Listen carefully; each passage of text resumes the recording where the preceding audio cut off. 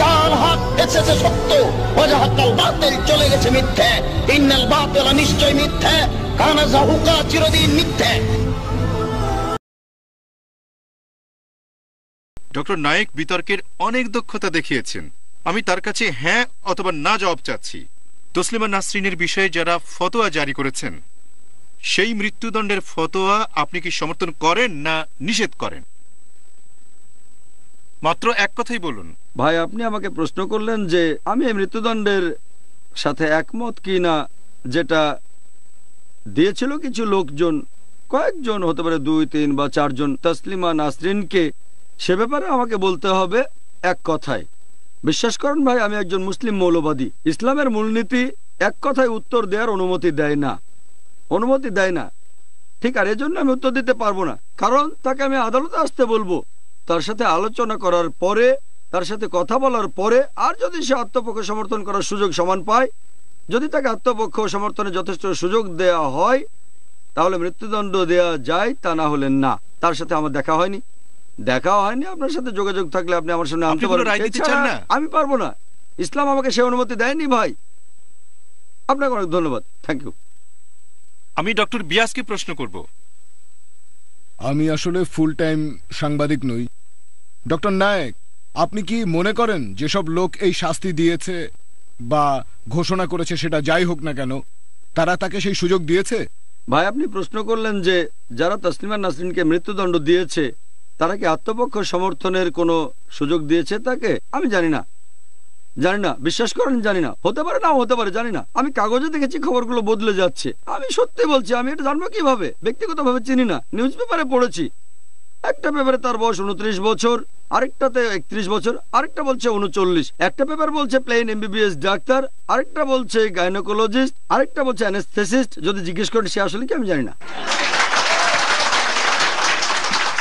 আমি ডক্টর বিয়াসের কাছে জিজ্ঞাসা করতে চাই, ডক্টর নায়েককে অনেক প্রশ্ন করা হয়েছে, এবারে আপনাকে প্রশ্ন করছি। হিন্দু ধর্মের বিষয়ে আপনি অনেক কথা বলেছেন, সনাতন হিন্দু ধর্ম সম্পর্কে, হিন্দু ধর্মের সংস্কার সম্পর্কেও কথা বলেছেন।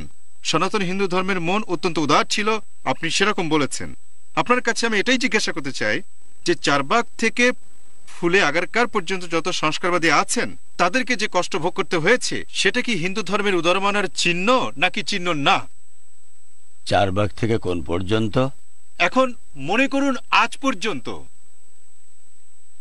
আমি সোজা উত্তর দিয়ে আমার লেকচারে আগে বলেছিলাম যে ভিন্ন মত পোষণ করলে যে শারীরিক নির্যাতন করা হয়, তার প্রথম উদাহরণ গান্ধী হত্যা। চারবাগকে আমরা বৃহস্পতি দেবতার অবতার বলে মানি। সাবিত্রীবাই ফুলের উপর পাথর নিক্ষেপ করা হয়েছিল। গান্ধী হত্যা প্রথম উদাহরণ নয়, সম্মুখী হলো প্রথম উদাহরণ।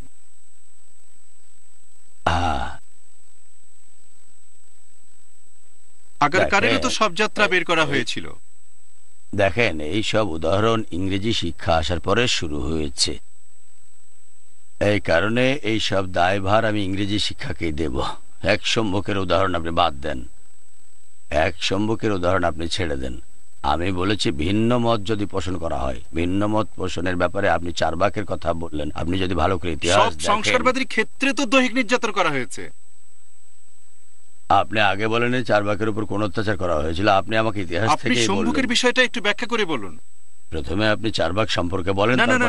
সব সংস্কারবাদীর উপরে দৈহিক নির্যাতন করা হয়েছে আজ পর্যন্ত, যেখানেই হোক না কেন। আমি অযোধ্যা পর্যন্ত বলছি, অযোধ্যার ব্যাপারেও কথা বলার মতো যেসব লোক আছে, হিন্দু ধর্মের মধ্যে যেসব খারাপ নীতি এবং খারাপ অন্ধশ্রদ্ধা আছে, তাদের বিপক্ষে যাওয়া লোক যারা আজ পর্যন্ত বর্তমান কালের নতুন যুবক লোক আছে, অন্ধশ্রদ্ধা নির্মূল সমিতি, তাদেরও দৈহিক নির্যাতনের মোকাবেলা করতে হয়। এটা আপনাকে আমি বলছি, কারণ আপনার একথা ঠিক নয় যে সংস্কারবাদীদের কোনো কষ্ট দেওয়া হয়নি, শুধু আলোচনা চালিয়ে যাওয়া হয়েছে, ডায়ালগ চালিয়ে যাওয়া হয়েছে। দৈহিক নির্যাতন অবশ্যই হয়েছে, এর অনেক উদাহরণ আছে, ইতিহাস পড়ে আপনি দেখতে পারেন।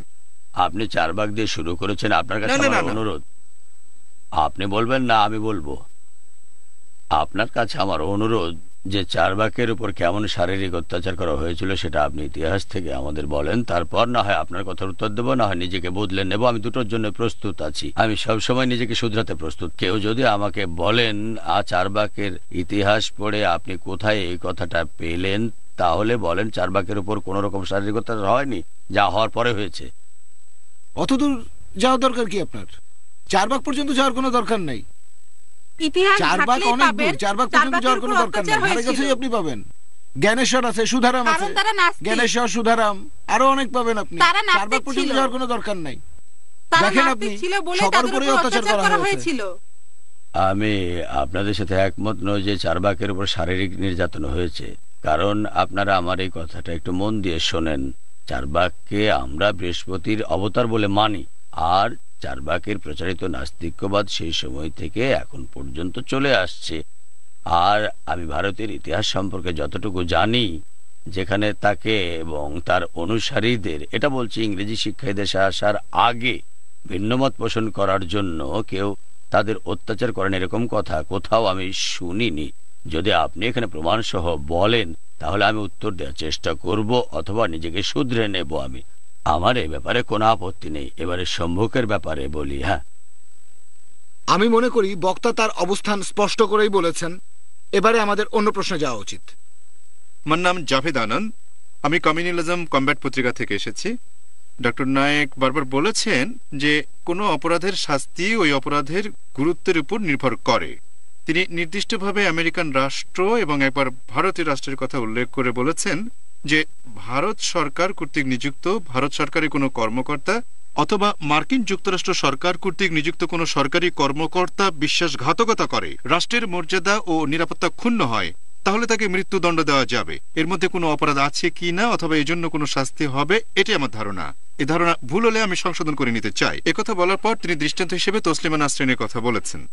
তিনি বলেছেন যে বিভিন্ন পত্রিকায় অনেক পরস্পর বিরোধী রিপোর্ট এসেছে যে তিনি কোনো সিদ্ধান্তে উপনীত হতে পারেননি। তিনি হয়তো এ বিষয়েও সন্দেহ আছেন যে তসলিমা নাসরিনের বিরুদ্ধে কোনো মাওলানা ফতোয়া দিয়েছেন অথবা দেননি। কিন্তু আমার কাছে মনে হয়েছে, এবং যা ওই যুক্তির মধ্যে নিহিত আছে, যে তসলিমা নাসরিন যদি কোরআনের বিরুদ্ধে কিছু বলে থাকেন, কারণ সেটা তার দৃঢ় বিশ্বাস, যেমন অনেকের দৃঢ় বিশ্বাস যে কোরআন হলো আল্লাহর বাণী, তাহলে ডক্টর জাকির নায়েক সহ অনেক কর্তৃপক্ষ তাকে বিচার করতে পারে। তসলিমা নাসরিন যদি আজ এখানে থাকতেন তাহলে ডক্টর নায়েক তার বয়স সম্পর্কে জানতে পারতেন। ডক্টর নায়েক জানতে পারতেন যে তসলিমা নাসরিন কি গাইনোকোলজিস্ট না অর্থোপেডিক্স নাকি অন্য কিছু, তিনি ইসলামে বিশ্বাস করেন কিনা ইত্যাদি জানতে পারতেন। পরিশেষে তার বিরুদ্ধে কিছু শাস্তির কথা ঘোষণা করতে পারতেন, যার মধ্যে আছে বিপরীত দিক থেকে হাত পা কাটা অথবা হত্যা করা অথবা দেশ থেকে নির্বাসিত করা, অথবা যে চারটা বিকল্প আছে তা। এখন যদি অনেক বৈধ কর্তৃত্ব থাকে, আমি বলতে চাই অনেক লোক হোক, তা একজন মোল্লা বা একজন পণ্ডিত বা একজন শঙ্করাচার্য যাই হোক না কেন, তিনি একই সাথে কি অপরাধ এবং কি শাস্তি তার সিদ্ধান্ত গ্রহণ করবেন। এক্ষেত্রে আমার একটা প্রশ্ন আছে। আমি এলাহাবাদ জেলা, এলাহাবাদের একটা গ্রাম থেকে এসেছি। সেখানে একটা মসজিদ আছে। ওই মসজিদে আমি ছোটবেলায় অনেক বছর নামাজ পড়েছি। আমি একটা বিষয় জানি, ওই গ্রামের অধিকাংশ মুসলমান ও হিন্দুরাও জানে ওই মসজিদের সীমানার বাইরে অনেক মূর্তি আছে। ওইসব মূর্তি কোনো মন্দির বা অন্য কোনো স্থান থেকে আনা হয়েছে।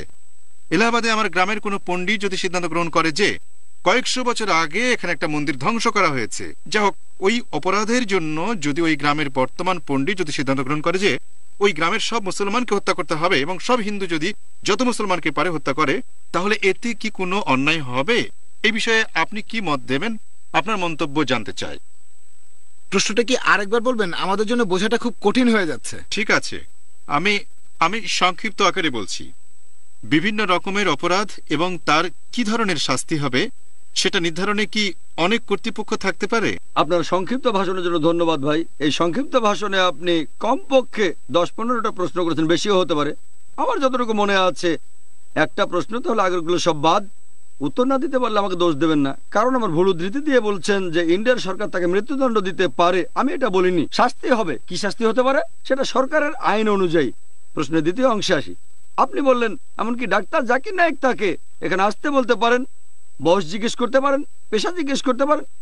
আপনি এই কথাগুলো বেশ ঠিক আছে, কোনো সমস্যা নেই। আগে আমাকে শেষ করতে দেন। আপনাকে যথেষ্ট সময় দেওয়া হয়েছে ভাই, যথেষ্ট। আর প্লিজ আমাকে উত্তর দেওয়ার সুযোগ দেন। এমনকি ডাক্তার জাকির নায়েকও তাকে মৃত্যুদণ্ড দিতে পারেন অথবা হাত পা কেটে ফেলতে পারেন। না, ডাক্তার জাকির নায়েক পারেন না। ডাক্তার জাকির নায়েক পারবেন না। আমার সে ক্ষমতা নেই। আমি দিতে পারি একটা ফতোয়া। এবারে বলি ফতোয়া শব্দটার অর্থ আসলে কি। আপনারা হয়তো আরবি শব্দ ফতোয়ার অর্থ জানেন না। ফতোয়া মানে হচ্ছে মতামত। তবে আমার মতামতের কোনো মূল্য নেই, যেহেতু আমরা মত প্রকাশের স্বাধীনতায় বিশ্বাস করি। প্রত্যেকেরই মতামত জানানোর অধিকার আছে, আমার আছে, আপনারও আছে। বলতে পারেন যেমন খুশবন্ত সিং তসলিমাকে বাসা অফার করেছে, তার মত দেওয়ার অধিকার আছে। আমি আপত্তি করব না, তবে আমি শাস্তি দিতে পারি না। শুধুমাত্র একজন কাজীর অধিকার আছে বিচার করার আর রায় দেয়ার। ফতোয়া এবং রায় দুটোর মধ্যে অনেক পার্থক্য আছে। ফতোয়া, এ ব্যাপারে একটা উদাহরণ দেই। ধরেন একজন আইনজীবী তার মতামত জানালেন জাজের কাছে, তবে সেই জাজ ভিন্ন মত পোষণ করতে পারেন। ফতোয়া একটা রায় নাও হতে পারে, এটা আপনাদের মনে করিয়ে দিলাম। আমি যদি কোনো বিশেষজ্ঞ হতাম, আমি সেটা নই। একজন ডাক্তার হিসেবে আমি ইসলামের উপর ফতোয়া দিতে পারি না। ফতোয়া আমার ব্যক্তিগত মতামত হলে ঠিক আছে, সাধারণ মানুষ হিসেবে, তবে বিশেষজ্ঞ হিসেবে নয়, জাজ হিসেবে না, কারণ আমি জাজ নই। এবারে আপনার সে সংক্ষিপ্ত প্রশ্ন যে এটা কি, আমি ভুল করলে দয়া করে প্রশ্নটা আরেকবার বলবেন, যে একই অপরাধের বিভিন্ন রকম শাস্তি হতে পারে অথবা শাস্তির জন্য বিভিন্ন সেন্টার বানানো যায় কিনা, ঠিক বলেছি ভাই? প্রশ্নটাকে আরেকবার বলবেন। প্রশ্নটা হলো একটার বেশি কি রায় হতে পারে? যেমন দৃষ্টান্ত হিসেবে ভারতে আদালত আছে, অনেক আদালত আছে যা গঠন করা হয় কোনো অপরাধ সংগঠিত হয়েছে কিনা তা নির্ধারণ করার জন্য। দেশের আইন অনুযায়ী কি শাস্তি দেওয়া হবে, আপনার মত অনুযায়ী ভারত বা বাংলাদেশ বা অন্য কোথাও হোক না কেন, রাষ্ট্রই কোনো বিচারের রায় দিতে পারে। অন্য কোনো কর্তৃপক্ষ আছে যা... ভাই প্রশ্ন করলেন রায় দেওয়ার জন্য একাধিক সেন্টার থাকতে পারে কিনা। প্রথমে ভারতের কথা বলি, তারপর বাংলাদেশের। আপনি আবারও ইসলামিক আইন সম্পর্কে ভুল ভেবেছেন।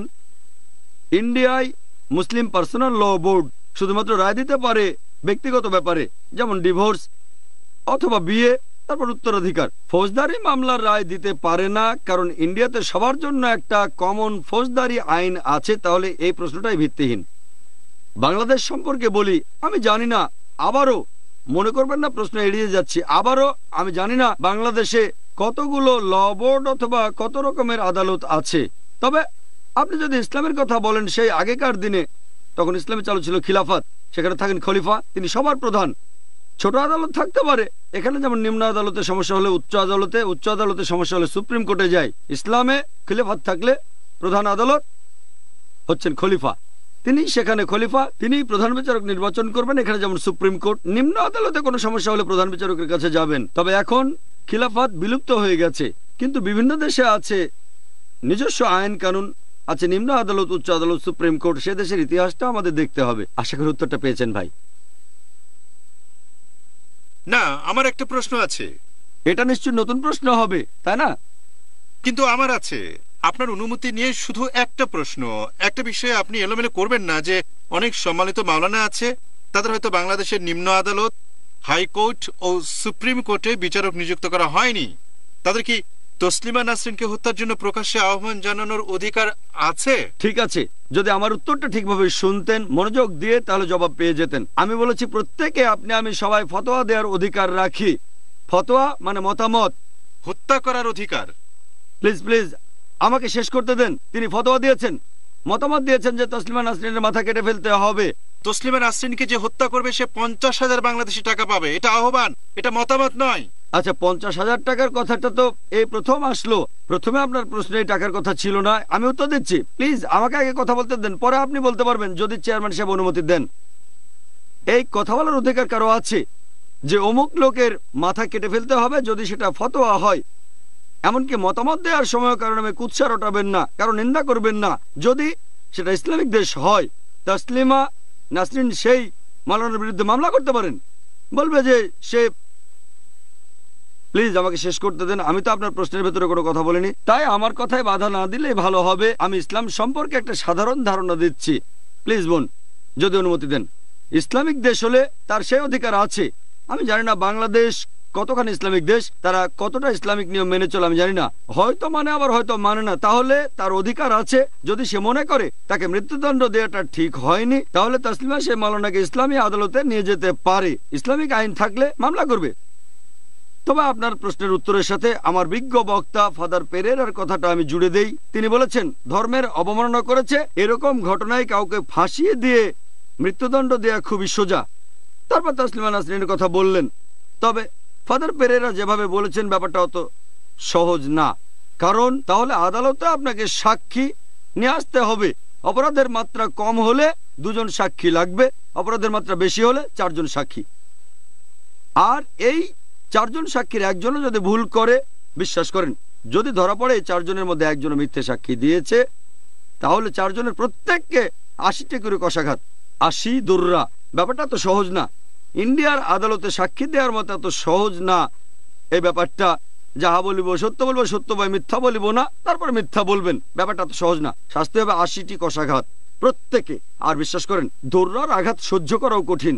ফাদার পেরেরা যেভাবে বলেছেন ব্যাপারটা আসলে এত সহজ না। আশা করি উত্তরটা পেয়েছেন। হ্যাঁ, না আপনার প্রশ্নটা শেষ হয়ে গেছে। হ্যাঁ ভাই, এবার আপনি করুন। Doctor Naik, Sajid Rashid, Urdu times. আমরা এমন এক দেশে বাস করি যেখানে বিভিন্ন ধর্ম আর বিভিন্ন সম্প্রদায়ের লোক বাস করে।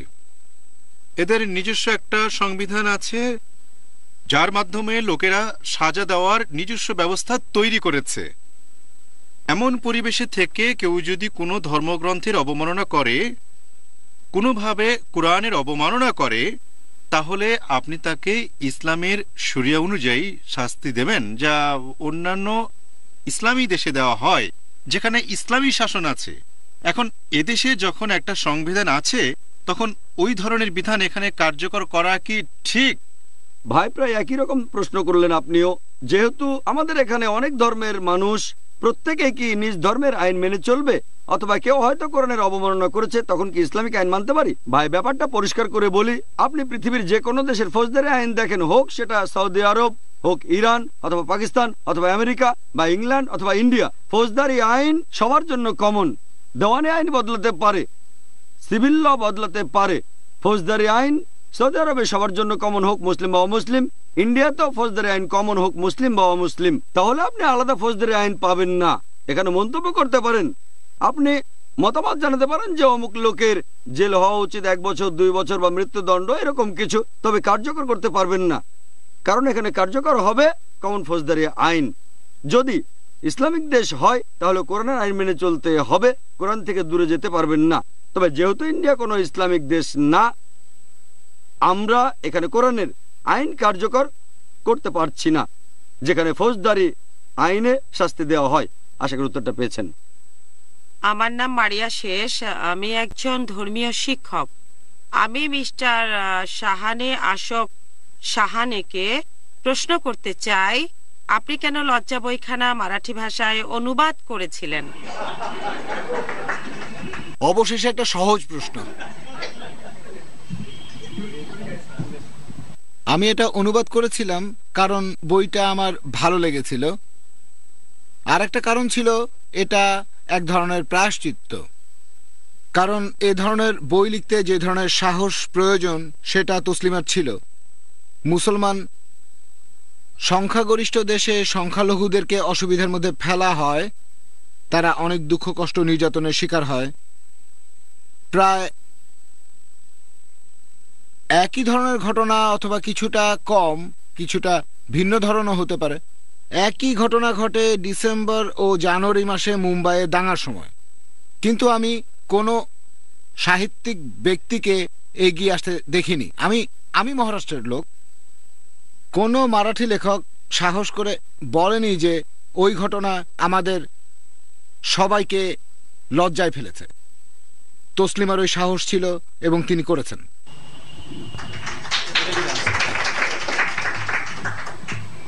জাকির নায়েকের কাছে প্রশ্ন করছি, বাংলাদেশের মৌলবাদীরা তসলিমা নাসরিনের মাথার জন্য বিরাট অঙ্কের অর্থ ঘোষণা করে তাকে বিখ্যাত করে তুলেছে। এর পরিবর্তে তারা যদি তাকে উপেক্ষা করত এবং তাকে তার বক্তব্য বলার সুযোগ দিত, তাহলে আদৌ এই অবস্থার সৃষ্টি হতো না, এবং সম্ভবত আমরাও এই বিষয় নিয়ে আলোচনার জন্য এখানে সমবেত হতাম না। ভাই খুব সুন্দর প্রশ্ন করেছেন।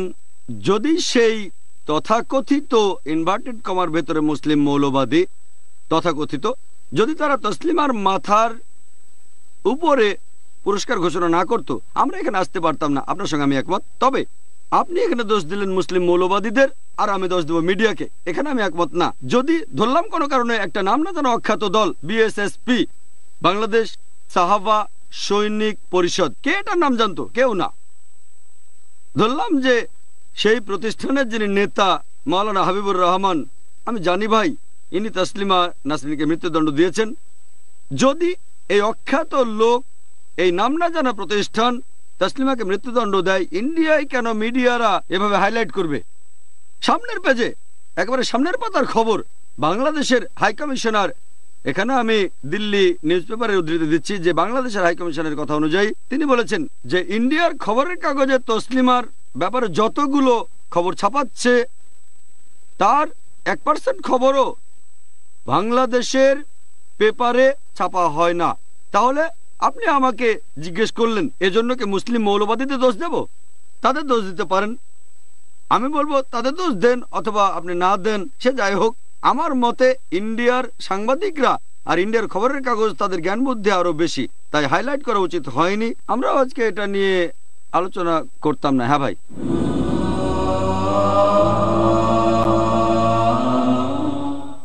ভারতীয় মিডিয়া বিষয়টা সবার সামনে তুলে ধরেছে তার জীবন রক্ষার জন্য, কারণ তিনি তো মাত্র একজন মহিলা এবং এসব ধর্মপাগল লোকদের সামনে তিনি অসহায়। সুতরাং ভারতীয় মিডিয়া তাকে শুধু রক্ষা করার জন্য চেষ্টা করেছে।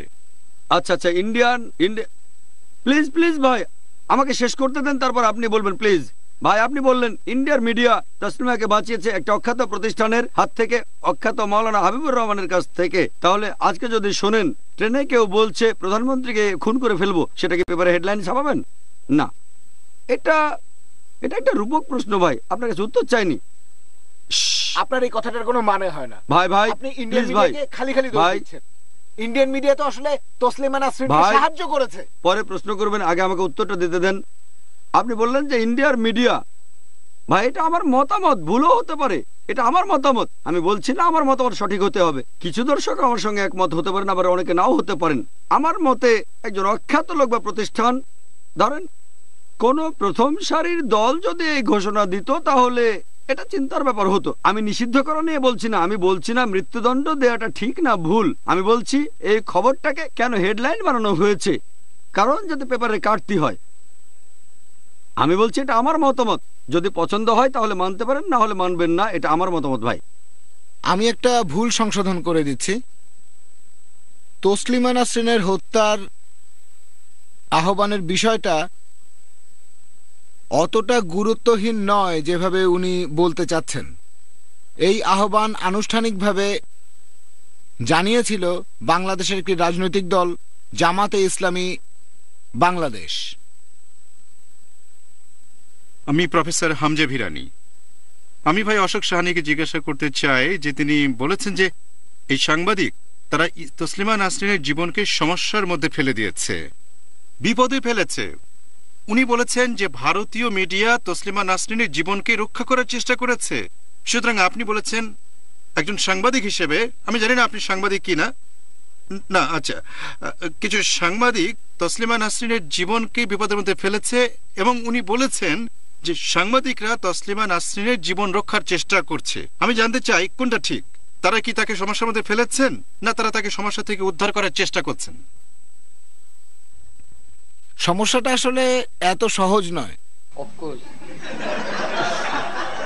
এই অর্থে সমস্যাটা একটু জটিল। বাংলাদেশের মৌলবাদী স্টেটসম্যানে দেয়া ওই সাক্ষাৎকারের অনেক আগে থেকেই তসলিমা নাসরিনকে হত্যার জন্য উস্কানি দিয়ে আসছে। আপনি যদি জিজ্ঞাসা করেন, আমার মত হলো জাতীয়তাবাদের ভুল ধারণায় তারা হয়তো বিভ্রান্ত হয়েছে। কারণ প্যারিস থেকে ঢাকা যাওয়ার পথে তসলিমা কলকাতায় অবস্থান করেছিলেন। তিনি বলেছিলেন যে কলকাতা আমার দ্বিতীয় গৃহ। আপনি এ কথা যে কোনো লোককে বলুন, ধরুন মুম্বাইয়ের শিবসেনাকে বলুন, ইমরান যদি মুম্বাইয়ে আসে এবং বলে মুম্বাই আমার দ্বিতীয় গৃহ, তাহলে পাকিস্তানের লোকজন তারা তখন খুবই বিরক্ত হবে। এমনকি গাভাস্কারের মতো লোক যদি ক্যান্সার হসপিটালে অনুষ্ঠানে যায়, তাহলে পত্রিকায় ব্যাপক হইচই পড়ে যাবে যে গাভাস্কার কেন সেখানে গেল। আর আপনারা জানেন, আমি বলতে চাই যে সবকিছু মিলেমিশে গিয়েছে, সেজন্য বলছি কিছুটা জটিল এটা। যাই হোক, আমি মনে করি স্টেটসম্যান পত্রিকা যেহেতু প্রকাশ্যে ক্ষমা প্রার্থনা করেনি, বা ক্ষমা প্রার্থনা করে বলেনি যে তারাই এর কারণ, তারাই এমন দাবির কারণ সৃষ্টি করেছে, এটা হলে পরিস্থিতিটা ভিন্ন রকম হতো। আমার নাম রবি, আমি মহানগর পত্রিকা থেকে এসেছি। আমি ডক্টর বিয়াসের কাছে একটা প্রশ্ন করতে চাই। আপনি বলেছেন যে হিন্দু ধর্মে আলোচনার অনেক গুরুত্ব আছে, এর অর্থ যারা নিজেদের হিন্দু মনে করে তারা বিপরীত চিন্তার লোকদের সাথে আলোচনা করা গুরুত্বপূর্ণ মনে করে। বালা সাহেব থ্যাকারে কোনো বিষয়ে দলিতদের কাছে কখনো কোনো কিছু জিজ্ঞাসা করেননি। লালকৃষ্ণ আদভানি বাবরি মসজিদের বিষয়ে কোনো মুসলমান লোকের সাথে আলোচনা করার চেষ্টা করেননি। আদালতের কাছ থেকে চেষ্টা হয়েছিল, কিন্তু তাও তারা ব্যর্থ করে দেন। আপনারা কি আপনার দৃষ্টিতে বালা সাহেব থ্যাকারে, লালকৃষ্ণ আদভানি এরা কি হিন্দু?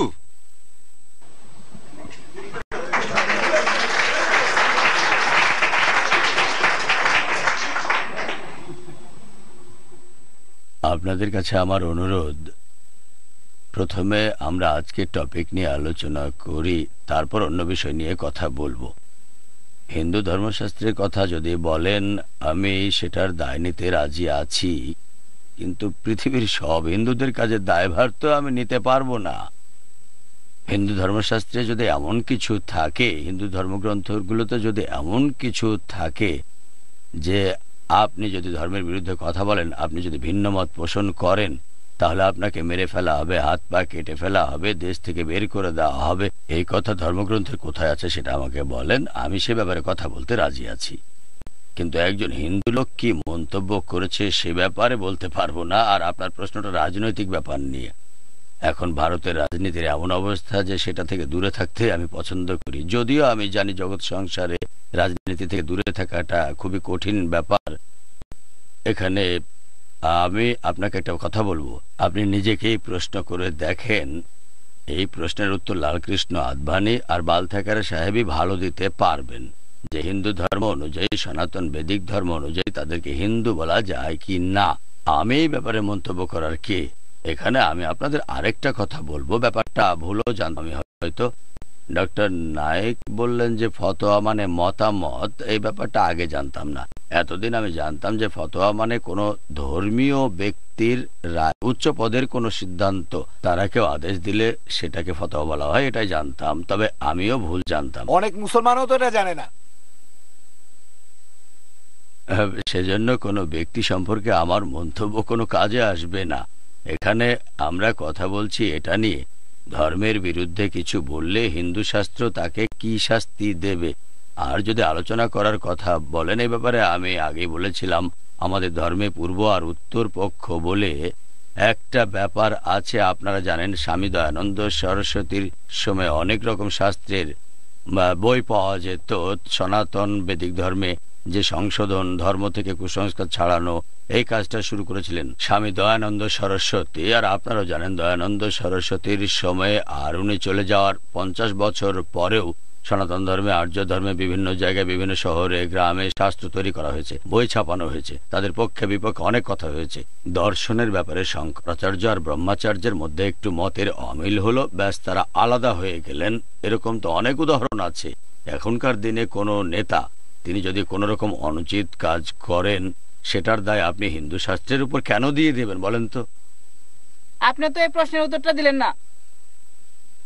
এতে কিছুই করার নেই, আপনারা সবসময় সরে আসতে পারেন।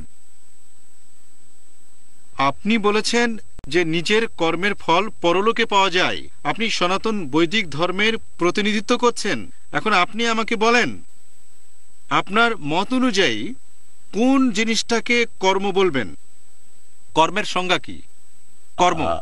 আপনি খুব সুন্দর প্রশ্ন করেছেন। তার আগে একটা কথা বলি, মিস্টার সাহানি তার লেকচারে একটা কথা বলেছিলেন যে সমস্যাটা হচ্ছে সব ধর্মেরই একটা গ্রন্থ আছে, আর এখন সেরকম গ্রন্থ বিশ্বাস করা যায় না যেটা হাজার হাজার বছর আগে, লাখ লাখ বছর আগে পৃথিবীতে এসেছে। এই ব্যাপারে কোনো মন্তব্য করতে হলে আমি বলবো আপনি কোনো ধর্ম না মেনে অধার্মিক হতে পারবেন না। আপনার সে অধিকার অবশ্যই আছে, তবে আপনার এমন কোনো অধিকার নেই যে আপনি অন্যদেরও বলবেন ধর্ম বলে কিছু নেই, কোনো ধর্ম মানার দরকার নেই। একটু মন দিয়ে শোনেন, আপনি হয়তো নাস্তিক, পরলোক মানেন না, এরকম মানুষ সবসময় থাকে, আগেকার দিনেও ছিল, ভবিষ্যতেও থাকবে। অথবা হয়তো আপনি ধর্ম মানেন, ধর্মগ্রন্থ মানেন, কিন্তু যদি ধর্মগ্রন্থে পরিবর্তন আনতে চান তখন আমার এই প্রশ্নের উত্তর দেন যে কর্মের ফল পরলোকে মিলবে কি না। তাহলে যারা বিশ্বাস করে যে কর্মের ফল পরলোকে গিয়ে মিলবে তাদের জন্য এই প্রশ্ন। আর যদি ভাবেন কর্মের ফল পরলোকে মিলবে না, কর্মের ফলাফল ঈশ্বর দেবেন না, তাহলে তো আপনি ব্যাপারটাই বুঝতে পারছেন না যে ধর্মটা আসলে কি। এবারে আপনার প্রশ্নের উত্তর দিচ্ছি যে কর্ম বলতে কি বোঝায়। এই প্রশ্নটা হিন্দু ধর্ম করা যেতে পারে, অন্য ধর্ম থেকেও আসতে পারে। এটা আপনি বিভিন্ন সময়ে যা কিছু করছেন, পূজার সময় মন্দিরে গেলে হয়তো ধার্মিক হয়ে যেতে পারেন, এরকম কিছু আছে বলে আমি জানি না। হিন্দু ধর্মে কর্ম বলতে যা বোঝায়, সকাল থেকে শুরু করে রাত পর্যন্ত, আর রাত থেকে শুরু করে সকাল পর্যন্ত 24 ঘন্টা 12 মাস, এভাবে সারা জীবন শরীর, মন আর ইন্দ্রিয় দিয়ে আমরা যা কিছু করে থাকি তার সবকিছুই কর্ম। এই ব্যাপারটা আপনারা সব ধর্মের মধ্যে দেখতে পাবেন। আমি একজন মানুষকে কোন দৃষ্টিতে দেখছি সেটাও একটা কর্ম। যদি আমি তাকে ভালো দৃষ্টিতে দেখি তাহলে পুণ্যের কাজ করছি, যদি তাকে খারাপ দৃষ্টিতে দেখি তাহলে পাপ করছি, এর শাস্তিও পেতে হবে আমাকে। কর্ম বলতে শুধু হাত আর পায়ের কাজগুলোকে বোঝায় না, শরীর, ইন্দ্রিয়, মন, বুদ্ধি, এই সব কিছু দিয়ে আমরা যে কাজগুলো করি তার সবগুলোই হচ্ছে কর্ম। তবে ব্যাপারটা এমন না যে কর্মের ফলাফল আমরা শুধু এখানেই পাবো। প্রত্যেক কর্মের কিছু ফলাফল পরলোকেও ভোগ করতে হবে। যে লোক ঈশ্বরে বিশ্বাস করে না, যে লোক পরলোকে বিশ্বাস করে না, তার সাথে পরে কথা বলবো। আমার এই প্রশ্নের উত্তর তার জন্য নয়। যে ঈশ্বরে বিশ্বাস করে না তার সাথে আমি এই ব্যাপারে কথা বলবো না, ঈশ্বরই তার বিচার করবেন। আপনার যদি মনে হয় তাহলে শাস্ত্র বাদ দিতে পারেন, আপনি যা বলবেন, কোরআন মানবেন না, বেদ মানবেন না, বাইবেল মানবেন না। তবে আপনার বুঝতে হবে আপনার মতো কিছু মানুষ ধর্ম মেনে চলে, ঈশ্বরে বিশ্বাস করে। আপনি মানতে না চাইলে মানবেন না, তবে যে ঈশ্বরে বিশ্বাস করে সে এটাও মানে যে কাজগুলো করছে ঈশ্বর সেগুলো দেখছেন। আমরা চাপিয়ে দিই না। আর 2 মিনিট আমি সময় চাচ্ছি। একবার এক গুরু তার শিষ্যদের শিক্ষা দেওয়ার পর প্রত্যেককে একটা করে ফল খেতে দিলেন, আর ফলটা খাও, এমন জায়গায় বসে খাবে যেটা কেউ দেখতে না পায়। কেউ বলল আমি ঘরের দরজা বন্ধ করে খেয়েছি, বলল পানিতে ডুব দিয়ে খেয়েছি, কেউ বলল জঙ্গলের ভেতরে গিয়ে খেয়েছি। এক শিষ্য এসে বলল যে গুরুজি, এমন জায়গা তো পেলাম না যেখানে কেউ দেখতে পাচ্ছে না, সেজন্য ফলটা এখন আমার সাথে আছে। তাহলে এভাবে যদি চিন্তা করেন যে আমার কাজগুলো কেউ না কেউ একজন দেখছেন, এখানে কিছু না পেলেও পরকালে আপনি ফল পাবেন, তাহলে খারাপ কাজ করতে পারবেন না। আরো একটা কথা বলি আমি, আপনারা না হয় ধরে নেন ধর্ম একটা কাল্পনিক জিনিস, ধরে নেন, আমরা মানি না ধর্ম কাল্পনিক, আমরা এটাকে সত্য বলে মানি। তবে অনেকে বলে যে ধর্ম আফিমের গুলির মতো। আচ্ছা, ধরে নিলাম ধর্ম আফিমের গুলি, তবে সমাজের ভালোর জন্য এই আফিমের গুলিটার অবশ্যই প্রয়োজন আছে, না হলে যে ভ্রষ্টাচার আসবে সেটাকে ঠেকানো খুবই কঠিন হয়ে যাবে। চারিদিকে তখন শুধু বিশৃঙ্খলাই চলবে। এখন সমাজের অবস্থা এমন যে পরলোক আর ঈশ্বরের উপর থেকে মানুষের বিশ্বাস উঠে গেছে, ধর্মের উপর থেকে বিশ্বাস উঠে গেছে। এখন মানুষ শুধু নিজের বুদ্ধির উপর নির্ভর করে। কোনো অপরাধ করে পুলিশের কাছ থেকে পালিয়ে থাকতে হবে, পুলিশকে ঘুষ দিতে হবে, অথবা এরকম কোনো উপায়ে বেঁচে গেলাম, কোনো একটা অন্যায় যদি করে বেঁচে যেতে পারি তাহলে সেটা অপরাধ নয়। আমি কোনো অপরাধ করিনি, সেটা আসলে বুদ্ধিমত্তা। যার যত বুদ্ধি বেশি সে তত আয়োজন করে শাস্তির হাত থেকে বাঁচার চেষ্টা করে। যদি বেঁচে যায় তাহলে সব ঠিক আছে। অপরাধ বেড়ে যাওয়ার মূল কারণ হচ্ছে এটাই, যত বেশি সেকুলার সমাজ তৈরি করবেন অপরাধও তত বেশি বাড়বে। এটাকে থামাতে পারবেন না। এসব অপরাধ আর অন্যায় কমানোর একমাত্র উপায় হচ্ছে এটা বিশ্বাস করবেন যে আপনার সব কর্ম ঈশ্বর উপর থেকে দেখছেন। হ্যাঁ, আপনি কি কিছু বলতে যাচ্ছেন? আচ্ছা ঠিক আছে, বলেন। হ্যাঁ, দলিতদের কর্ম কি? কর্ম কি সকালে উঠে মুখ ধোয়া? এটা কর্মের বিষয় হয় না। যদি আপনি এই বিষয়টা নিয়ে বিস্তারিত কিছুই বললেন না, এটা কিছুই হয় না। আমার প্রশ্ন ডক্টর বিয়াসের কাছে, আপনি সনাতন ধর্মের প্রতিনিধিত্ব করছেন, এছাড়া আপনি বলেছেন যে ধর্মের মধ্যে নতুন কোনো সংযোজন হওয়ার প্রয়োজন নেই, এবং আমি আপনার, ঠিক আছে আপনি বলেননি, আপনি কি আমাকে বলবেন যে সনাতন ধর্মের কোন শাস্ত্রে হিন্দু শব্দ লেখা আছে, অথবা এটা কি লেখা আছে যে এই ধর্মে কেউ আসছে?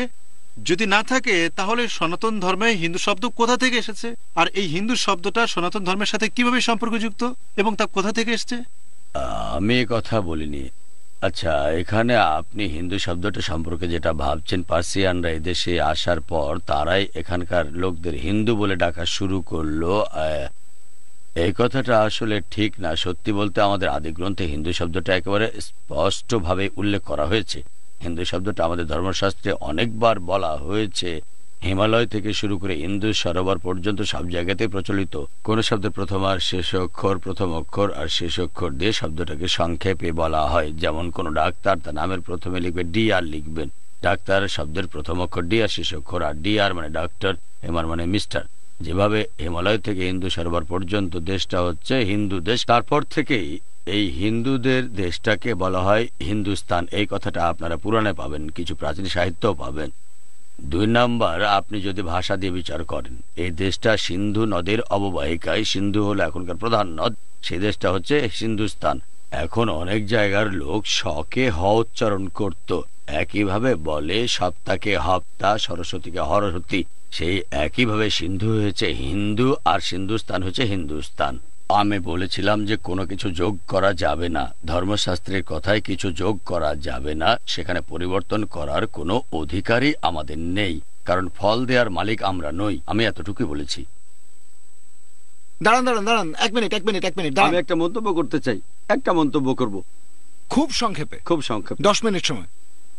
একটু আগে এক ভাই ডক্টর বিয়াসকে প্রশ্ন করলেন, তিনি হিন্দু শব্দটার সঠিক সংজ্ঞা দিয়েছেন, বলেছেন হিন্দু হলো সেই লোক যে বাস করে ইন্ডিয়ায়, হিন্দুস্তানে। তবে এটা হচ্ছে ভৌগোলিক সংজ্ঞা, যদি এটা মানেন তাহলে আমিও একজন হিন্দু। তবে ভাই প্রশ্ন করেছেন যে হিন্দু ধর্মগ্রন্থে কি হিন্দুইজমের ধর্মীয় কোনো সংজ্ঞা আছে কিনা। আমি কম্পারেটিভ রিলিজিয়নের একজন ছাত্র, এরকম কিছু আমি জানি না। স্বামী বিবেকানন্দ এই সংজ্ঞাটার সাথে একমত ছিলেন যে হিন্দু একটা ভৌগোলিক সংজ্ঞা, এর অর্থ সেই লোকজন যারা বাস করে সিন্ধু নদের অববাহিকায়। এভাবে বললে আমিও হিন্দু। তবে এই ধর্মটাকে আসলে বলা উচিত বেদান্তবাদী ধর্ম, যারা বেদ অনুসরণ করে।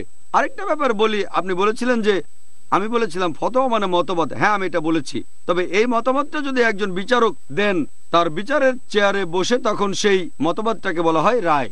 তাহলে ফতোয়া একটা বিচারকের রায়ও হতে পারে, এটা জেনে রাখেন। কোরআন পরিষ্কার বলছে, সূরা ফুরকান অধ্যায় নম্বর 25 আয়াত নম্বর 59, তোমাদের সন্দেহ থাকলে জ্ঞানীদের জিজ্ঞেস করো। কোরআন যদি ঔষধের কথা বলে, আপনার কোনো দ্বিধা থাকলে তখন ফতোয়া নেবেন একজন ডাক্তারের। আমার ফতোয়া দেওয়ার অধিকার আছে, যখন কোরআন ঔষধ সম্পর্কে বলছে আমার অধিকার আছে, মতামত দেওয়ার অধিকার। তবে যদি ফিকা আর মাসাইল সম্পর্কে বলেন, ফতোয়া দিতে পারি, সেটা গ্রহণযোগ্যতা থাকবে না, যেতে হবে ফকিহের কাছে। একইভাবে ফতোয়া জারি করেন যদি কোনো বিচারক, বিচারকের চেয়ারে বসে, এটাকে বলা হয় রায়। তবে সাধারণ মানুষ যদি বলে, সেটা হবে সাধারণ মানুষের মতামত। আমার প্রশ্নটা ডক্টর জাকির নায়েকের কাছে। আমরা তো তসলিমা নাসরিনের লজ্জা বইটা নিয়ে অনেক কথা বললাম, এখন আপনি কি সালমান রুশদির স্যাটানিক ভার্সেস সম্পর্কে কিছু কথা বলবেন?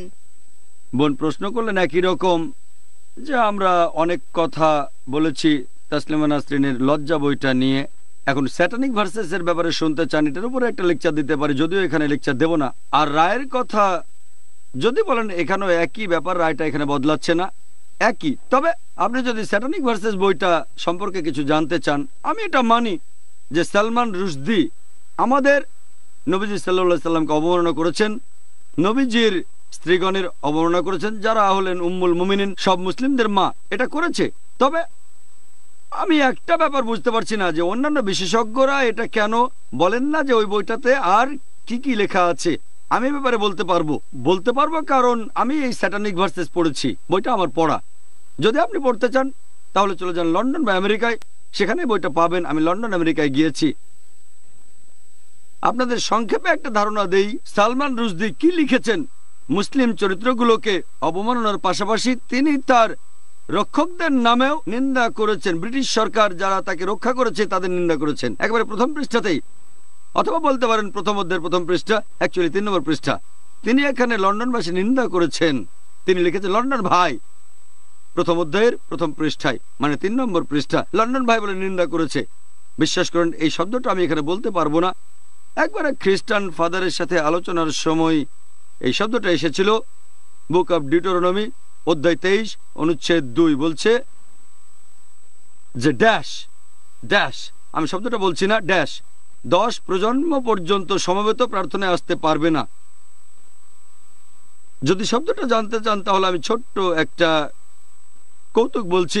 রাজপ্রাসাদে একবার একটা পার্টি চলছে, যখনই কারো টেবিলে খাবার দরকার তারা ছড়া বলছে। তাই ডিউক বলল, queen so fine pass the wine. একজন লোক ছিল যে ভালো নিয়ম কানুন জানে না, সে তখন চাচ্ছে কাস্টার্ড, তাই সে বলল Duke the dash pass the custard. এখন বুঝলেন শব্দটা কি? যদি না জানেন তাহলে বাইবেল দেখতে পারেন, সেখানে 3 বার আছে। সালমান রুশদি শব্দটা ব্যবহার করেছেন 29 বার। 29 বার, চিন্তা করেন। আর মজার ব্যাপার হচ্ছে ব্রিটিশ সরকার বাক স্বাধীনতার কথা বলে। একটা আর্টিকেল ছাপা হয়েছিল দ্য ডেইলি নিউজে লন্ডনে মে মাসের 22 তারিখে 1989 সালে। একটা খবর এসেছিল নিষিদ্ধ করার ব্যাপারে। কাকে নিষিদ্ধ করবে? সালমান রুশদিকে না, নিষিদ্ধ করা হবে মিকি নামে আমেরিকার এক অভিনেতাকে। মিকি ইংল্যান্ডে এসে 4 অক্ষরের একটা শব্দ বলেছিল মার্গারেট থ্যাচারের পলিসির ব্যাপারে। আপনারা এই শব্দটাও আমাকে বলতে বলবেন না, এটা হলো ফাদার আঙ্কেল কাজিন কিং। না জানলে যে জানে তাকে জিজ্ঞেস করেন। 4 অক্ষরের শব্দ বলেছিল মার্গারেট থ্যাচারের পলিসিকে উদ্দেশ্য করে। আর তখন সেই ব্রিটিশ পার্লামেন্টের এমপিরা বলল একে নিষিদ্ধ করো। সালমান রুশদি সেই একই শব্দ ব্যবহার করেছেন, একই শব্দ, তবে এটাকে করেছেন অ্যাক্টিভ। অ্যাক্টিভ আইএনজি ইং। 4 অক্ষরকে করেছেন 7 অক্ষর। আর একটা প্যারাগ্রাফে 270 নম্বর পৃষ্ঠায় এটা আছে। একটা প্যারাগ্রাফে এই শব্দটা লিখেছেন 4 বার। 4 অক্ষরের শব্দের সাথে ইং, তার মানে অ্যাক্টিভ। মার্গারেট থ্যাচারের কাজের বর্ণনায় বলেছেন এটা ব্রিটিশ ঠিকই হজম করেছে। এই পক্ষপাতিত্ব কেন? সেই অভিনেতা 4 অক্ষরের শব্দটা বলেছেন মার্গারেট থ্যাচারের পলিসিকে, তাকে নিষিদ্ধ করলেন। সালমান রুশদিকে যারা সমর্থন করেছে তাদের কেউই আমেরিকান অভিনেতাকে সাহায্য করতে আসেনি। কেন? দুমুখনীতি কেন? তিনি বলেছেন 4 বার শব্দটা অ্যাক্টিভ করেছেন। যদি পুরো বইয়ে দেখেন এই শব্দটা আছে মোট 52 বার, প্রত্যেক সপ্তাহের জন্য একটা, মোট 52 বার। আমি এই বইটা পড়েছি সেজন্য বলতে পারছি। 5 বার শুধু 4 অক্ষরের শব্দটা ব্যবহার করেছেন। ইং এ ইং আমেরিকান ইং এলিজ, এভাবে ডিকশনারি বানাতে পারেন। আর এছাড়াও তিনি বইটাতে নিন্দা করেছেন প্রধানমন্ত্রীর নামে, সাবেক প্রধানমন্ত্রী সে সময় তিনি ছিলেন। আর তিনি বলেছেন সেখানে বিভিন্ন চরিত্রের কিছু ডাক নাম দিয়েছেন, যেমন একজন হচ্ছে চামচা, তিনি নিজের নাম সেখানে লিখেছেন চামচা, অথবা জিব্রিল, অথবা পুন্নু। আর মার্গারেট থ্যাচারকে বলেছেন ম্যাগি। তারপর বলেছেন টর্চার। টর্চার মানে কি জানেন? মানে থ্যাচার। তিনি লিখেছেন টর্চার, তারপর ফুল স্টপ। একটা শব্দের সেন্টেন্স, অসাধারণ। সালমান রুশদির লেখনের প্রশংসা করি। এক শব্দের সেন্টেন্স, টর্চার, ফুল স্টপ। ম্যাগেদা 5 অক্ষরের শব্দ, আর বলবো না আমি, এটা হলো মাদি কুকুর। তিনি লিখেছেন টর্চার, ফুল স্টপ। ম্যাগিদা 5 অক্ষরের শব্দ। হ্যাঁ, আমি প্রশ্নটার উত্তর দিচ্ছি। বোন প্রশ্ন করেছেন, উনি স্যাটানিক ভার্সেসের ব্যাপারে জানতে চেয়েছেন। আর সালমান রুশদি সম্পর্কে আমার মন্তব্য, উনার ব্যাপারে আমার মন্তব্য আগের মতোই থাকছে। উনি আলোকপাত করতে বললেন, আমি সেটাই করছি। যদি অনুমতি দেন তাহলে হয়তো কয়েক মিনিট লাগবে। আমাদের মধ্যে কতজন স্যাটানিক ভার্সেসের ব্যাপারে এই কথাগুলো জানতেন? ও, খুব ভালো, 2-3 জন। আচ্ছা, 3 জন। আপনি কি এই কথাগুলো জানতেন? থ্যাচারকে যে টর্চার বলা হয়েছে? খুব ভালো, এখানে অনেক বুদ্ধিমান মানুষ আছেন, তবে সাধারণ দর্শকরা জানেন না। তাহলে হ্যাঁ, ঠিক আছে, প্লিজ আমাকে উত্তর দিতে দেন, তারপর আপনি বলেন। ভাই, আমি জানি লোকজনের প্রসঙ্গে বলবে যে মার্গারেট থ্যাচার লৌহ মানবী, তিনি ভাবপ্রবণ হন না, তিনি খুব শক্ত। আমি একমত। যদি 5 অক্ষরের শব্দটা বলেন, যদি মাদি কুকুর বলেন, তিনি কিছু মনে করবেন না। তবে চিন্তা করেন, যদি তার ছেলের কাছে যান, মার্ক থ্যাচার, হয়তো টিভিতে দেখেছেন, সে একজন রাগবি খেলোয়াড়। যদি মার্কের কাছে গিয়ে বলেন, মার্ক, সালমান রুশদি বলেছে আপনি নাকি একজন SOB, সানা বা 5 অক্ষরের শব্দ, আমি শিওর আপনাকে পেটাবে। সে তখন বাক স্বাধীনতায় বিশ্বাস করবে না। যদি বলেন, মার্ক, সালমান রুশদি বলেছে আপনি একজন SOB, সানা বা ড্যাশ, শিওর আপনাকে ধরে পেটাবে। এমনকি ব্রিটিশ লোকজন সংবেদনশীল, তবে তাদের সংবেদনশীলতা এক এক জনের ক্ষেত্রে এক এক রকম হয়ে থাকে। কেউ হয়তো বিশেষ কিছু শব্দের প্রতি সংবেদনশীল। ধরেন আপনি পাশের রাস্তায় যদি যান, লোকজন একে অন্যের নামে নিন্দা করছে, মাকে নিয়ে, বোনকে নিয়ে। সালমান রুশদি তার বইয়ে যেসব শব্দ লিখেছে সেটাই। চিন্তা করেন, হিন্দিও লিখেছে, বেহেন, তারপর 4 অক্ষর। তাহলে আপনি রাস্তার লোকটার নিন্দা করলে সেই ব্যাপারে কিছুই বুঝতে পারবে না, কারণ সে ব্যাপারে অভ্যস্ত। তবে যদি তাকে সরল ভাষায় কথাটা বলেন যেটা কম অপমানজনক, সেই নিন্দার চেয়ে হয়তো বললেন তোমার মা একজন পতিতা, তখন সেই রাস্তার লোকের কাছেও সেই ব্যাপারটা খারাপ লাগবে, সে আঘাত পাবে। প্রত্যেক মানুষ তার নিজের ক্ষেত্র অনুযায়ী এক এক রকম সংবেদনশীল। আর ব্রিটিশ সরকার বাক স্বাধীনতার কথা বললেও এটাতে বিশ্বাস করে না, কারণ শেখ আহমেদ দিদাত বলেছিলেন আমাকে বিবিসিতে 5 মিনিট সময় দেন, আমি শুধু সালমান রুশদির কথাগুলোর উদ্ধৃতি দেব, তাহলে আমি কোনো দাতব্য প্রতিষ্ঠানে 50,000 পাউন্ড দান করব। তারা প্রত্যাখ্যান করেছিল। এবিসি, আমেরিকান ব্রডকাস্টিং কর্পোরেশন প্রত্যাখ্যান করেছে। তিনি বলেছিলেন $50,000 দেব শুধু উদ্ধৃতি দেওয়ার জন্য। আপনারা বাক স্বাধীনতায় বিশ্বাস করেন, আমি সালমান রুশদির বইয়ের উদ্ধৃতি দেব আর $50,000 দেব, রাজি হয়নি। এই হলো তাদের বাক স্বাধীনতার অবস্থা। আর মন্তব্যের ব্যাপারে যদি বলেন, তসলিমা নাসরিনের ব্যাপারে যা বলেছিলাম এখানে সেটাই বলবো। আমি কিছু বলতে চাই সংক্ষিপ্তভাবে। আমি আগেই বলেছি যে খোমেনির ফতোয়া অমার্জনীয়। যদি তা বাতিল করা যেত বা বরং তা বাতিল করা যেত, যেমন সাম্প্রতিক এক সংবাদে 5 বছর পর বলা হয়েছে 5 সপ্তাহ পর এটা বাতিল করা যেত, কিন্তু তা বাতিল করা হয়নি। এর কারণ রাজনৈতিক। এটাই প্রথম বিষয়। এটা আমি ক্রমাগতভাবে বলছি। এই ধরনের অনেক ধর্মীয় বিবাদে রাজনৈতিক ক্রোধ দেখা যায়, এখানেও প্রথম। দ্বিতীয়ত, আমি মনে করি না যে ব্যক্তিগতভাবে রুশদিকে একেবারে ক্ষমা করে দিতে হবে। হয়তো তিনি ইচ্ছাকৃতভাবে গ্রহণ করেছেন, যাকে আমি বলবো পাশ্চাত্যের অত্যন্ত উদ্ধত অবস্থান। আপনি যদি দায়িত্ব ছাড়া বাক স্বাধীনতায় বিশ্বাস করেন, তাহলে যে কোনো স্থানের প্রতিক্রিয়া আপনাকে গ্রহণ করতেই হবে। পালিয়ে থাকার পরিবর্তে আমি বলতে পারতাম সব অর্থ নিয়ে আপনি প্রস্তুত থাকেন এবং তা গুনতে থাকেন। আমি যদি প্রকাশ্যে আপনাকে অপমান করি, তাহলে আপনার কাছ থেকে প্রতিক্রিয়া শোনার জন্য আমাকে প্রস্তুত থাকতেই হবে, পালিয়ে যাওয়া যাবে না। যে সরকারকে তিনি আগে অপমান করেছেন সেই সরকারই তাকে আশ্রয় দিচ্ছে। এর মধ্যে বিরাট একটা অস্বাভাবিক ব্যাপার আছে, তবে অনুধাবন করুন যে এর মধ্যে কোনো যুক্তি নেই। একটা বিষয় অনুধাবন করুন যে অ্যাংলো স্যাক্সন বিশ্বে সাধারণভাবে একটা ক্রমবর্ধমান মত এই যে ইসলামিক মৌলবাদে এখন মিলিট্যান্ট ইসলাম 1 নম্বর শত্রুস্থান দখল করে নিয়েছে। এটা হয়েছে কমিউনিজমের পতনের পর। কমিউনিজম নয়, এর পরিবর্তে এখন সামরিক হুমকি হয়েছে মিলিট্যান্ট ইসলাম। এসব বিষয়ে আপনারা জানতে পারেন উপসাগরীয় যুদ্ধ থেকে। আপনারা জানেন ইরান এবং আরো অনেক দেশ, এবং এ কথাই আমি বলেছিলাম আপনাদের অবশ্যই বুঝতে হবে মৌলবাদের অনেকটাই আসে প্রথমত সমাজের কিছু দৃষ্টিভঙ্গি থেকে, যা পাশ্চাত্যের ধর্মনিরপেক্ষ ভাবধারায় নেই। দ্বিতীয়ত, অনেক দেশ, বিশেষ করে পশ্চিম এশিয়ার দেশগুলোতে পাশ্চাত্যের ঔদ্ধত্যের প্রতিক্রিয়া হয়। তারা ঔপনিবেশিক পরবর্তী ভাবধারায় প্রতিক্রিয়া জানায়, যেখানে তারা স্বাধীন রাষ্ট্র হিসাবে স্বাবলম্বী হতে চায়। অথচ অনুধাবন করুন, তারা তা পারে না। এমনকি সমৃদ্ধ আরব দেশগুলো পারে না।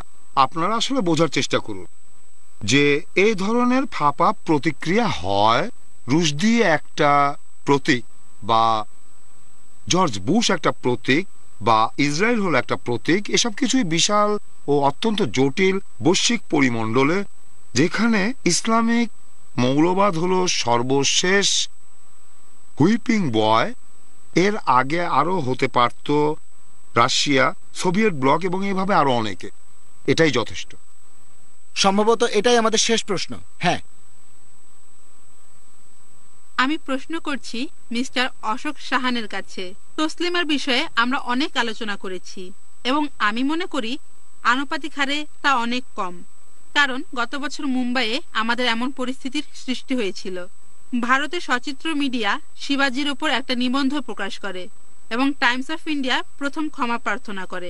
আমার প্রশ্ন হলো, টাইমস অফ ইন্ডিয়া সম্ভবত ভিন্ন প্রক্রিয়ায় বাক স্বাধীনতা চেপে রাখার হুমকির পথে যেতে পারত। কিছু কিছু অর্থে আমরা কি ভারতে কিছুটা সাংস্কৃতিক ভুল ধারণাকে নিজেরাই সংকুচিত করে বসবাস করছি না? এই শিবাজি দৃষ্টান্ত হিসেবে বর্তমানে একক ও অনেক দৃষ্টান্ত পাওয়া যায়, অথচ তসলিমার ঘটনা অনেক বেশি উজ্জ্বল হয়ে উঠেছে। এমনকি মহারাষ্ট্রের উচ্চ শ্রেণীর পত্রিকাগুলো ওইসব সমর্থন করে বলেছে যে শিবাজিকে সম্মান জানাতে হবে।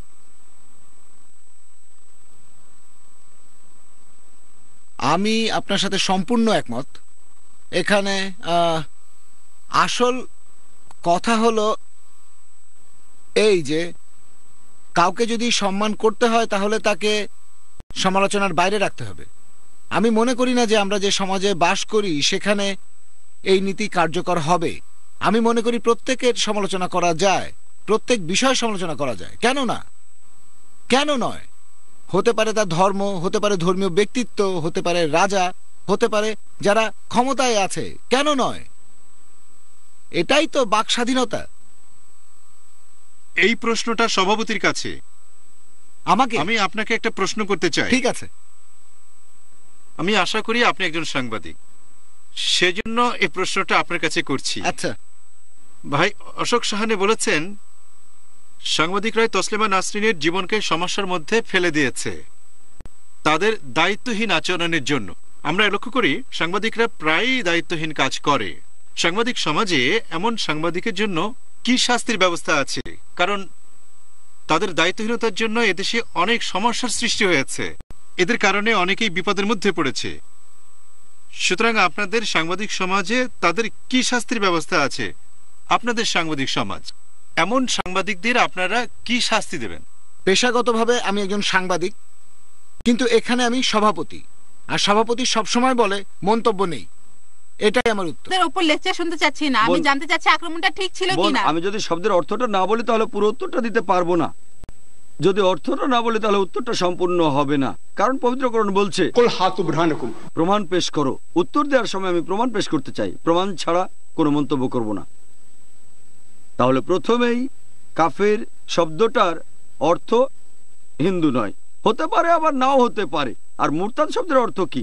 মুরতাদ একজন মুসলিম যে প্রথমে ইসলাম ধর্মে বিশ্বাস করত, পরে অন্য ধর্ম গ্রহণ করেছে, তাকে বলা হয় মুরতাদ। তাহলে মিস্টার বেদারের এই মন্তব্যটার আসলে কোনো ভিত্তি নেই, আক্ষরিক অর্থ এটা সঠিক নয়, এটার কোনো আগামাথা কিছুই নেই। এরপরে সেই মুসলিমদের সম্পর্কে আমি জানি না তারা মৌলবাদী কি না, মৃত্যুদণ্ড দিয়ে সঠিক কাজ করেছে কিনা তারা, এ ব্যাপারে বলবো প্রমাণ ছাড়া মৃত্যুদণ্ড দেওয়ার অধিকার কারণ নেই। যদি তারা মিস্টার বেদারকে আত্মপক্ষ সমর্থন করার সুযোগ দেয়, তখন যদি অন্যায় করে অথবা পবিত্র কোরআনের অবমাননা করে সেটা আলাদা ব্যাপার। তবে দেখতে হবে ডক্টর বেদার সেই মুসলিম ছাত্রদের কি প্রমাণ দেখিয়েছিলেন। তবে এমনিতে আমি বলবো কোনো প্রমাণ ছাড়া যদি সেই মুসলিমরা তাকে মৃত্যুদণ্ড দেয় এটা সম্পূর্ণ ভুল, এটা ইসলামের বিরুদ্ধে। আশা করি উত্তরটা পেয়েছেন।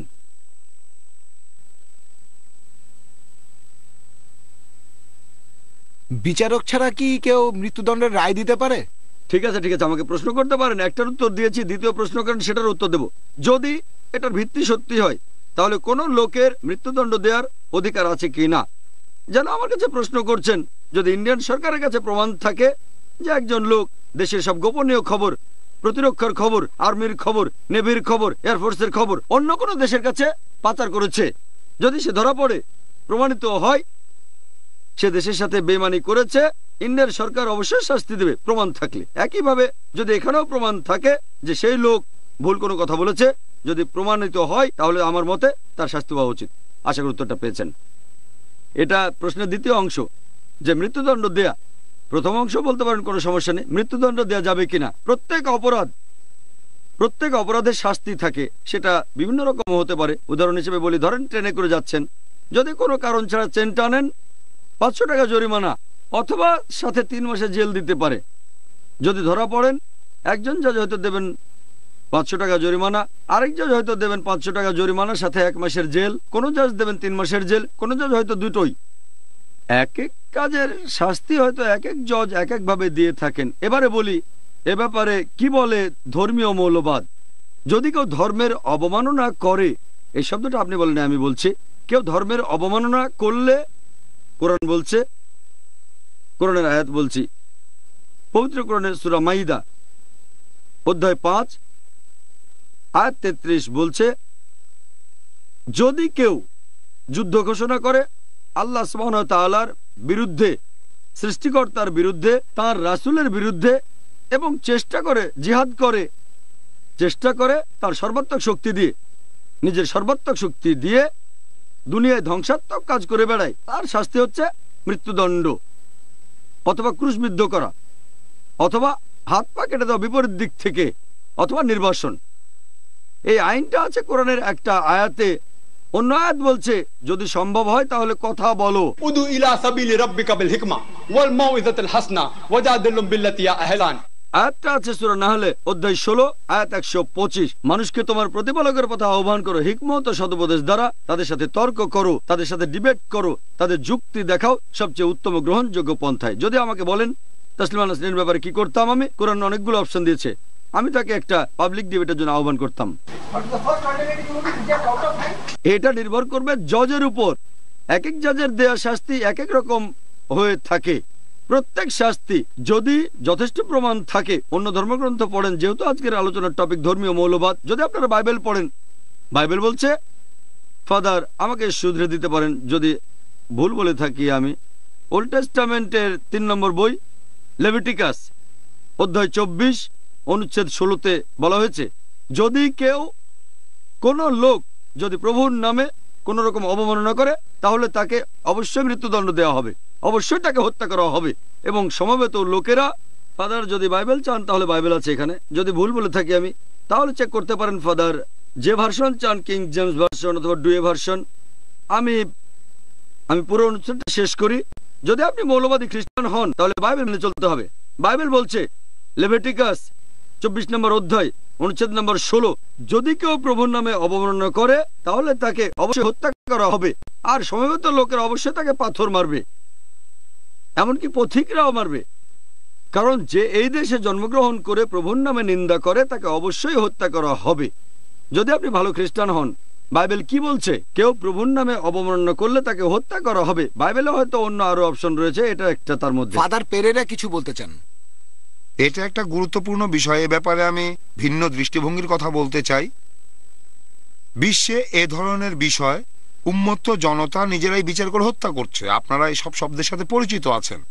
দৃষ্টান্ত হিসাবে মার্কিন যুক্তরাষ্ট্রে অনেক বছর ধরে, এমনকি সাম্প্রতিক কালেও, আপনি যদি কৃষ্ণকায় হন, একদল সাদা লোক শুধু বলবে যে সে আমার মেয়েকে ধর্ষণ করার চেষ্টা করেছে এবং তারা আপনাকে হত্যা করবে। সুতরাং এভাবে অনুধাবন করুন যে এ ধরনের কঠোর বিচার আছে এবং মাঝে মাঝে ইসলামিক বিশ্বে এ ধরনের ঘটনা অনেক ঘটছে। আমার কাছে পাকিস্তান থেকে আসা একটা রিপোর্ট আছে যার শিরোনাম হলো ব্লাসফেমি আইন। এই আইনের অধীনে যে কোনো লোককে হত্যা করা যায়। আপনারা যদি ফটোকপি করে নিতে চান তাহলে এটা আমি আপনাদের দিতে পারি। সম্ভবত মুসলিম বিশ্বে ইরান এখন একমাত্র দেশ যেখানে শরিয়ার বিরুদ্ধে এসব বিষয় পরিচালনা করার জন্য অনেক উলামা আছেন। এটা দুঃখজনক, এ কারণে ইরানে এই ঘটনার কথা শোনেন, বরং অন্যান্য বিষয়ের কথা শোনেন যেখানে আপনি শরিয়া বা কুরআনের ব্যাখ্যার বিরুদ্ধে আপনি আপিল করেন। আপনি নিশ্চিতভাবে দেখতে পাবেন যে মৌলানারা অধিক মাত্রায় রাজনীতি সম্পৃক্ত এবং রাজনীতি থেকে অনেক কিছুই আসে। সুতরাং বলা যায় যে এজন্য ইসলাম দায়ী, এ কথাটা ভুল। বাংলাদেশের মতো দেশের রাজনৈতিক প্রেক্ষাপট আপনি দেখুন, দৃষ্টান্ত হিসাবে বাংলাদেশকে দেখুন, দৃষ্টান্ত হিসাবে পাকিস্তান, আলজেরিয়ার মতো দেশকে আপনারা লক্ষ্য করুন। অন্যান্য স্থানের মতো এখানেও ইসলামিক স্যালভেশন ফ্রন্ট আছে। সুতরাং ডক্টর বেদার এবং অন্যান্য ঘটনা মনে রাখা অত্যন্ত গুরুত্বপূর্ণ। তুমি ঈশ্বরের নিন্দা করেছো, আমি তোমাকে হত্যা করব, এভাবেই তারা হত্যা করে। হত্যা করার অধিকার কার আছে? বিচারের পর রাষ্ট্রই কেবল এটা করতে পারে। এই সমস্যা অনেক দেশে আছে যেখানে গণতান্ত্রিক প্রক্রিয়া খুবই দুর্বল। এই অবস্থা এখন আমরা বাংলাদেশে দেখতে পাই। সেখানে প্রধান দুটো রাজনৈতিক দলের দুই নেত্রীর মধ্যে ক্ষমতা নিয়ে লড়াই চলছে। এই ধরনের ঘটনা ঘটায় এটাও একটা কারণ। তারা এখন রাস্তায় বেরিয়ে এসেছে, বলছে না না, মহিলাদের কখনো হুমকি দেবে না, সাবধান হয়ে যাও। লক্ষ্য করুন, যেসব মৌলানা 50,000 টাকা পুরস্কার ঘোষণা করেছে তাদের গ্রেপ্তার করা হয়নি। 3 জন ব্যক্তি তসলিমার মাথার জন্য পুরস্কার ঘোষণা করেছে। একমাত্র সরকার ঘোষণা দিয়েছে ব্যবস্থা গ্রহণ করা হবে।